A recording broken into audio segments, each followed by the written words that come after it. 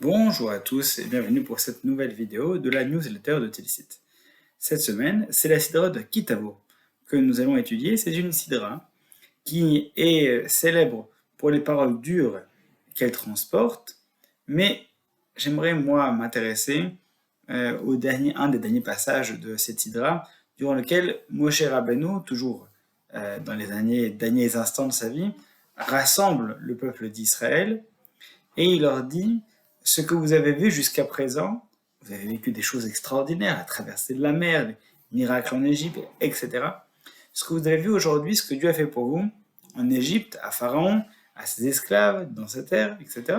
Tout cela, tous les événements grandioses que vous avez pu découvrir, eh bien, Dieu ne vous a pas donné des yeux pour les voir, des oreilles pour les entendre, et jusqu'à présent, vous n'aviez pas encore le moyen de comprendre complètement ce que vous aviez vu. Jusqu'à aujourd'hui. C'est-à-dire que vos oreilles, vos yeux, ce qu'ils ont perçu, ont eu un impact particulier jusqu'à aujourd'hui, mais à partir d'aujourd'hui, il y aura un impact encore plus important. Et c'est intriguant. Quel est ce jour particulier? On ne sait pas. Il y a un commentaire, le Mizrahi, qui nous dit que ce jour-là, c'est le jour lors duquel Moshe Rabbeinu a livré au peuple d'Israël son Sefer Torah. Son Sefer Torah, le Sefer Torah qu'il avait écrit lui-même.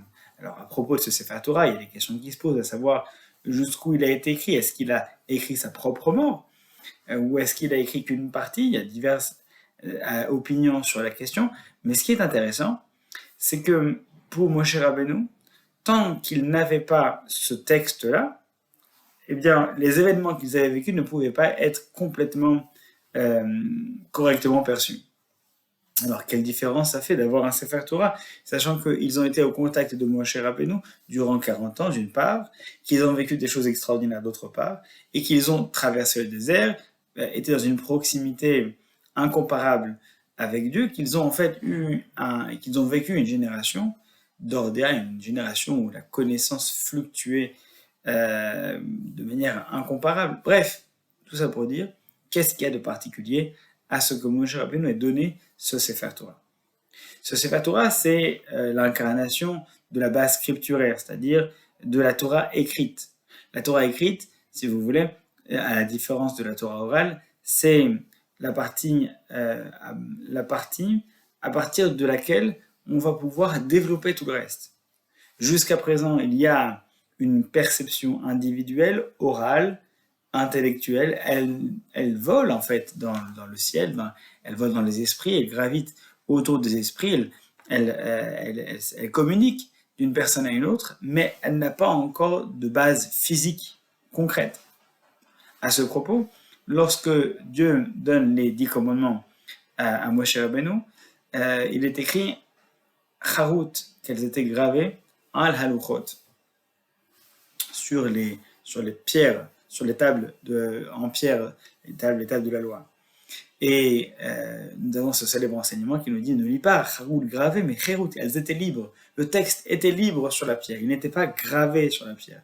Même la base scripturaire, la base solide sur laquelle allait résider la parole de Dieu, cette parole-là n'était pas gravée, elle était libre de son support physique.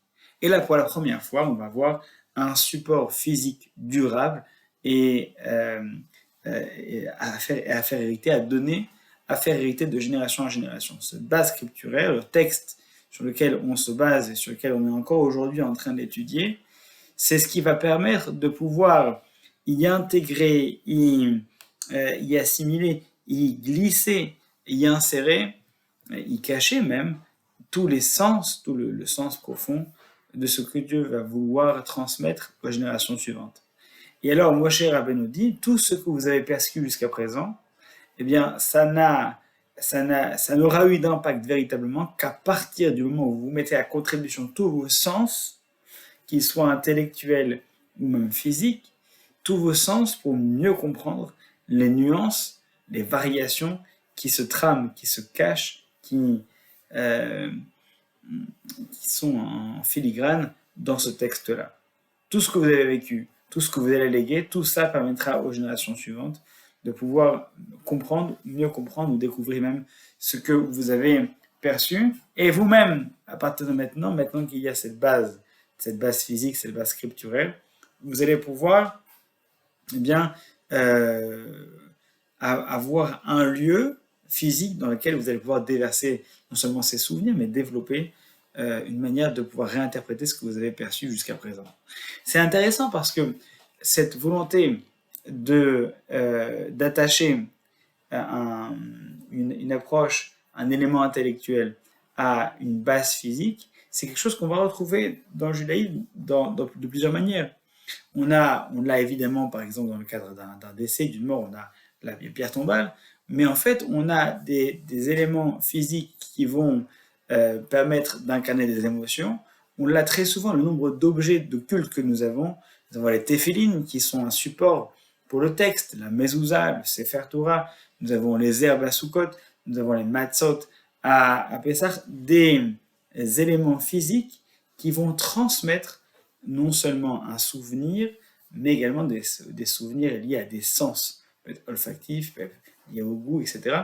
Ça va permettre de nourrir cette mémoire sensorielle et intellectuelle collective de génération en génération pour redécouvrir, redécupler tout ce qui a été inséré au cours des siècles à l'intérieur. Et donc tout cela, tout ce que vous avez vécu maintenant, vous allez pouvoir le redécouvrir de nouvelles manières par le biais de ce texte que je vous donne aujourd'hui.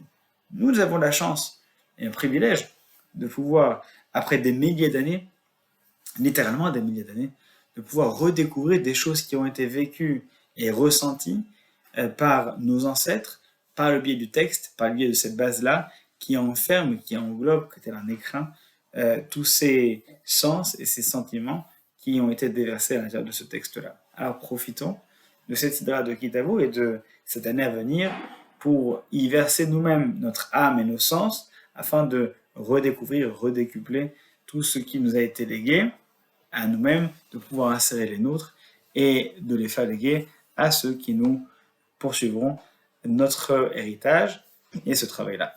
Shabbat Shalom à tous et à très bientôt pour une nouvelle vidéo de la newsletter de Tilsit.